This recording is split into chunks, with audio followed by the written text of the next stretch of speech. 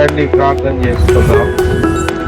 పరమ తండ్రి దేవా యేసుక్రీస్తు ప్రభువా, వాక్యము ధ్యానించు ఉండగా మానవాత్మ నేత్రములు తెరవండి. విని గ్రహించి అర్థం చేసుకొని వాక్యానుసారము నడుచుకోలాగున మీరే మా అందరితో మాట్లాడమని యేసు నామమున ఈ వాక్యోపదేశం ప్రారంభిస్తున్నాము తండ్రి, ఆమేన్. గలతీలకు రాసిన పత్రిక 4వ అధ్యాయము 1వ వచనం నుంచి మనం గమనిస్తే, మరియు నేను చెప్పున్నదేమనగా, వారసుడు అన్నిటికీ కర్త అయ్యున్నను, బాలుడయ్యున్నంత కాలము అతనికి దాసునికి ఏ భేదము లేదు. తండ్రి చేత నిర్ణయింపబడిన దినము వచ్చు వరకు అతడు సంరక్షకుల యొక్కయు గృహ నిర్వాహకుల యొక్కయు ఆధీనములో ఉండును. అటువలే మనమును బాలురమై ఉన్నప్పుడు లోక సంబంధమైన మూల పాఠములకు లోబడి దాసులమై ఉంటిమి. అయితే కాలము పరిపూర్ణమైనప్పుడు దేవుడు తన కుమారుని పంపెను. ఆయన స్త్రీ యందు పుట్టి మనము దత్తపుత్రులము కావలనని ధర్మశాస్త్రములకు లోబడి ఉన్న వారిని విమోచించుటకై ధర్మశాస్త్రములకే లోబడిన వాడు ఆయను. ఆమేన్. యేసయ్యకే మహిమ కలుగును గాక. కాలము పరిపూర్ణమైనప్పుడు దేవుడు తన కుమారుని పంపెను.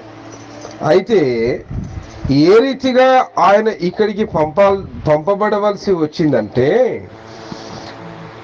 ఆయన ఒక కుమారుడిగా, బాలుడిగా ఈ లోకంలో జన్మించాడు. అందుకే మొదటి వచనం అంటాడు కదా, వారసుడు అన్నిటికీ కర్తయ్య యున్నను. పంపబడిన ఆ బాలుడు మామూలు వాడు కాదు, అన్నిటికీ కర్త. ఆ వారసుడు ఎవరండి? అన్నిటికీ సర్వమును సృజించిన సృష్టికర్త అయిన దేవుడే ఇప్పుడు కుమారుడిగా జన్మించాడు. అన్నిటికీ ఆయన కర్త అయ్యున్నను, బాలుడయ్యున్నంత వరకు అతనికి దాసునికి ఏ భేదమును లేదు. ఇప్పుడు బాలుడుగా జన్మించాడు. మరి బాలుడుగా జన్మించినప్పుడు ఆ బాలుడిని చూసుకోవడానికి తల్లిదండ్రులు అవసరం. బాలుడు తన ఇష్టానుసారంగా చేయడానికి వీలు లేదు. కాబట్టి బాలునికి మరి ఎవరికి, దాసునికి ఏ భేదము లేదు. దాసుడు ఏ రీతిగా ఒకరి మీద ఆధారపడతాడు. ఇప్పుడు బాలుడు ఎట్లా? తాను సంపాదించుకోలేడు కదా, తన వంట తాను చేసుకోలేడు కదా, తల్లిదండ్రులు పెడితేనే తినాలి. తన అవసరతలు అందరూ ఇప్పుడు ఎవరు తీర్చవచ్చాలా? తల్లిదండ్రులే తీర్చాలి. కాబట్టి ఇప్పుడు ఈ బాలుడు ఎలా అయ్యాడు? ఒక దాసుని వలె, అంటే ఒకరి మీద ఆధారపడి వారు పెడితేనే తిని, వారిస్తేనే తాగి, వారిస్తేనే తొడిగి, వారింట్లోనే ఒక ఆశ్రయమును పొందుకొని మరి ఒక దాసుని వలె బతకాల్సి వచ్చింది. తండ్రి చేత నిర్ణయించబడిన దినము వచ్చు వరకు అతడు సంరక్షకుల యొక్కయు గృహ నిర్వాహకుల యొక్కయు ఆధీనములో ఉండు. అంటే ఒక టైం అనేది ఉన్నది. ఈ పిల్లవాడు, ఈ బాలుడు పెరిగి పెద్దాయి తాను చేయవలసిన ఒక పనిని నెరవేర్చవలసి ఉన్నది. అప్పటి వరకు తల్లిదండ్రుల సంరక్షణలో కదా, గృహ నిర్వాహకుల యొక్క సంరక్షణలోనే ఉండవలసి వచ్చింది. అందుకే వాళ్ళ అమ్మతో పాటు కలిసి కానాను అనే పెళ్లి విందుకు పోయినప్పుడు, ఆ కానాను అనే పెళ్లి విందులో మరి ఆ పెళ్లి యొక్క గృహ యజమాని ఎప్పుడైతే ద్రాక్షరసం అయిపోతుందో ఆ యజమాని కంగారు పడతా ఉన్నాడు. అయ్యో, పెళ్లి విందుకి ఇంకా భోజనం చేయవలసిన వాళ్ళు ఉన్నారు, వాళ్ళకు నేను అందించాల్సిన ఆహారం అందించలేకపోతూ ఉన్నాను, కంగారు పడుతూ ఉంటే ఆయన కంగారు, మరియ యొక్క చుట్టమే కదా, ఆయన కంగారు తల్లి అయిన మరియ చూడలేక కుమారుడైనా యేసే దగ్గరకు వచ్చి కుమార్తె చెప్తూ ఉన్నది, యో నానా ఇది పరిస్థితి, ఇంట్లో పాపం ద్రాక్షరసం అయిపోయిందట, ఇంకా భోజనం చేయవలసిన వాళ్ళు చాలా మంది ఉన్నారట. ఇంటి యజమాని ఒకే కంగారుతో ఉన్నాడు. అప్పుడు యేసయ్య అంటాడు మరియమ్మతోటి, అమ్మా నా సమయం ఇంకను రాలేదు, ఎందుకు నన్ను కంగారు పెడుతున్నావు, తొందర పెడుతున్నావు, నా సమయం ఇంకను రాలేదు. దేవుడు ఒక కాలమును నిర్ణయించాడు, ఆ కాలము ప్రకారమే సమస్త కార్యాలు జరుగుకుంటా వస్తాయి. మనం ఒక్కొక్కసారి అనుకుంటాం ఆశ్చర్యకరంగా మన జీవితంలో జరుగుతుంది, మేలైనా జరగవచ్చు, కీడైనా జరగవచ్చు, ఏందిరా ఇట్లా అయిపోయింది అనుకుంటాం. అవన్నీ తగు కాలాల ప్రకారము అవి జరుపుకుంటా వస్తాయి. ప్రార్థన చేయుట మన వంతు, కార్యము చేయుట దేవుని వంతు. ఓపికతో మనం ప్రార్థన చేయాలి, కనిపెట్టి చేయాలి, నిరీక్షణతో చేయాలి. అందుకే ఆయన సంరక్షకుల యొక్క ఆధీనములో ఉంచబడను. అటువలే మనమును బాలురమై ఉన్నప్పుడు లోక సంబంధమైన మూల పాఠములకు లోబడి దాసులమై ఉంటిమి. యేసు క్రీస్తు ప్రభు అని రక్షకుని తెలుసుకొనక ముందు మనం కూడా ఎలా ఉన్నాం? బాలుర వలె ఉన్నాం. బాలుల వలె, ఇమ్మెచ్యూర్డ్ అంటే ఇంకా జ్ఞానము పొందలేదు, ఇంకా తెలివిలోకి రాలేదు. క్రీస్తు ఎవరో అన్న జ్ఞానము లేక, క్రీస్తు ఎవరో అని తెలుసుకొనక అట్టి బాలురముగా చిన్నపిల్లలంగానే ఉండి ఇంకా ఈ లోకములోనే సంచరించు లోక పాఠములకు దాసులమై ఉంటిమి. లోక పాఠాలంటే మూల పాఠములు, లోక సంబంధమైన పద్ధతులు కదండి. కులానికో పద్ధతి ఉంటుంది, మతానికో పద్ధతి ఉంటుంది, గ్రామానికో పద్ధతి ఉంటుంది. ఇవన్నీ ఇహలోక సంబంధమైనవి. ఎందుకు ఈ కట్టుబాట్లు అంటే ఒక క్రమశిక్షణ కోసం. రోడ్డుకి ఎడం పక్కనే మీరు పోవాలి, కుడి పక్కన పోకూడదు. ఈ కట్టుబాట్లు ఎందుకు? క్రమశిక్షణ కోసం. ఆ కట్టుబాటు లేదనుకోండి, అటోడు ఇటు వస్తాడు, ఇటోడు అడదొగులుతాడు, ఒకరినొకడు గుద్దుకొని చస్తారు. ఆ ప్రమాదాన్ని నివారించాలంటే కొన్ని కట్టుబాట్లు అవసరం. అట్లా కొన్ని కుల కట్టుబాట్లను ఉంటాయి, కొన్ని మత కట్టుబాట్లను ఉంటాయి, కొన్ని దేశీయ ప్రాంతీయ కట్టుబాట్లనే ఉంటాయి. మరి క్రీస్తు అనువాడు నీ జీవితంలోని రాకముందు ఈ కట్టుబాట్ల చేత, ఈ కట్టుబాట్లతోనే మరి దాసులుగా అంటే బానిసలుగా ఈ లోకములో బ్రతుకుతూ వచ్చారు. కొన్ని కట్టుబాట్లు మంచియే గాని కొన్ని కట్టుబాట్లు ఎంత దుర్మార్గమేని అంటే, భర్త భార్యను అనుమానించాడు అనుకోండి. భార్యను అనుమానిస్తే నా భార్య మరి పతివ్రత అని తెలవాలంటే ఏం చేయాలరా అంటే, ఒక కులంలో కట్టుబాటు ఉందట. ఎర్రగా కాల్చిన నిప్పుల మీద ఆ భార్యను నడిపియాలట. ఆమె కాళ్ళు కాల్తే ఆమె పవిత్రురాలు కాదు, ఎవరితోటో అక్రమ సంబంధం పెట్టుకొని పాపం చేసింది అని.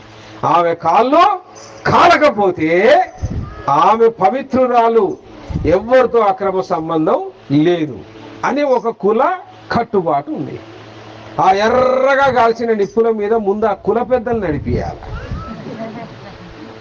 వాడికి కాల్తే అప్పుడు ఎర్రగా కాల్చిన నిప్పుల మీద పవిత్రురాలైనా అపవిత్రుడైనా ఎవడు నడిచినా కాల్తాయి. ఇలాంటి పుచ్చి పద్ధతులకు కూడా నరులు ఏమయ్యారు? బానిసలుగా మారిపోయారు, దాసులై ఉన్నారు. ఇట్టి దాస్యత్వములో నుండి దేవుడు స్వతంత్రునిగా నిన్ను విడిపించుటకు ఒక కాలం అనేది ఏర్పాటు చేశాడు. ఆ కాలమే క్రీస్తు కాలము. హల్లెలూయా. అప్పటి నుంచే మొదలైంది క్రీస్తు శకం అని. యేసయ్యకే మహిమ కలుగునుగాక. కాబట్టి క్రీస్తు నందు ప్రియులరా, బైబిల్ చెప్తూ ఉంది కాలం అనగానే ఎప్పుడు మనకు గుర్తొచ్చింది? 3: భూత, భవిష్యత్, వర్తమాన కాలము. భూత అంటే పాస్ట్, గతించిపోయినది. భవిష్యత్ అంటే ఫ్యూచర్, జరగబోయేది. వర్తమాన అంటే టుడే, ఈరోజు జరుగుతున్న కాలము. భూత, భవిష్యత్, వర్తమాన కాలములలో ఉండు దేవుడు. హల్లెలూయా. నువ్వు నమ్మిన దేవుడు ఎక్కడున్నాడు? భూతకాలంలోనూ ఉన్నాడు, భవిష్యత్ కాలంలోనూ ఉన్నాడు, ఇప్పుడు వర్తమానంలోనూ నీకు తోడు. అందుకే ఆయన ఇమ్మానుయేలు కదండి. అందుకే ఆయన ఇమ్మానుయేలు. ఆది ఆయనే, అంతము ఆయనే, అల్ఫా ఒమేగా అయ్యున్న దేవుడు ఆయన. ఆమేన్. కాబట్టి బైబిల్ అంటూ ఉన్నది, కాలము పరిపూర్ణమైనప్పుడు, 4వ వచనం అన్నదిగా, అయితే కాలము పరిపూర్ణమైనప్పుడు దేవుడు తన కుమారుని పంపాను.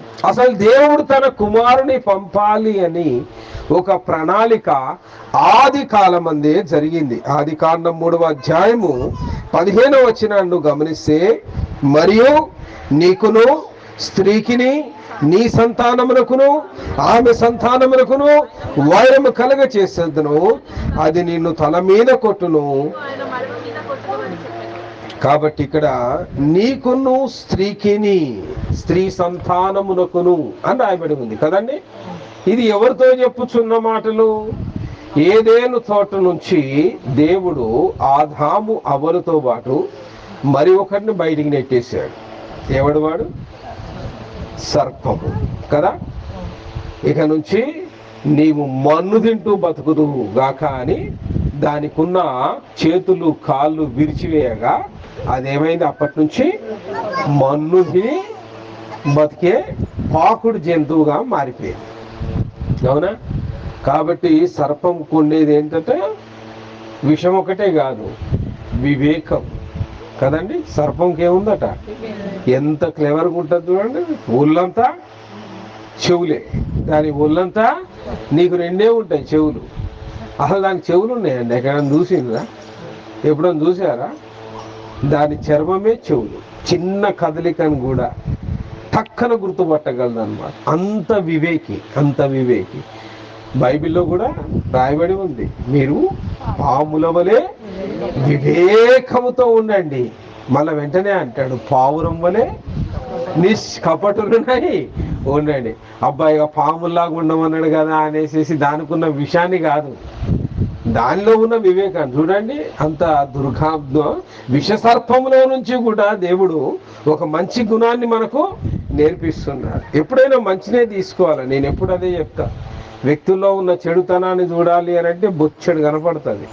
చెడును చూడకండి. వాళ్ళు ఒక్క మంచితనం ఉన్నా కూడా వాటితో స్నేహం చేయండి.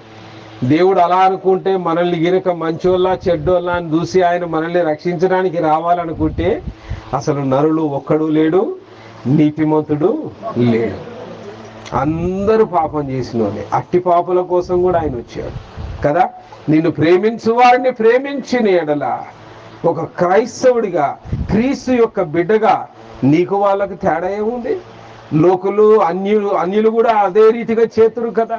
మరి క్రీస్తు ప్రేమను ఏ రీతిగా ప్రకటించగలవంటే నిన్ను ప్రేమించని వారి కోసం కూడా నీవు ప్రేమించగలగడం, నిన్ను ద్వేషించే వారిని కూడా నువ్వు ప్రేమించగలగడం. అదే సమాధానం ప్రియులారా.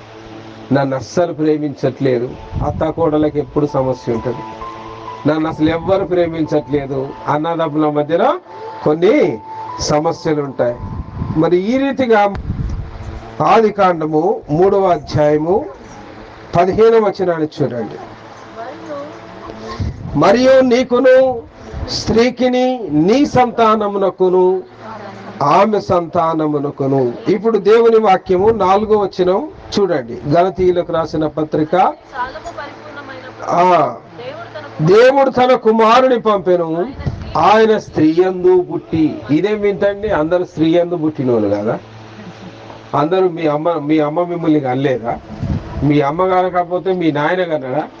ఎవరు కన్నాడు చెప్పండి? మిమ్మల్ని అమ్మే కంటది, అనుమానం ఏం లేదు కదా. కానీ అబ్రహాము ఇస్సాకును కనేను. అబ్రహాం ఎట్ట కంటాడండి ఇస్సాకుని? ఇస్సాకు యాకోబును కనేను. ఎట్లా కంటాడు? అసలు అవకాశం ఎట్లా ఉంది?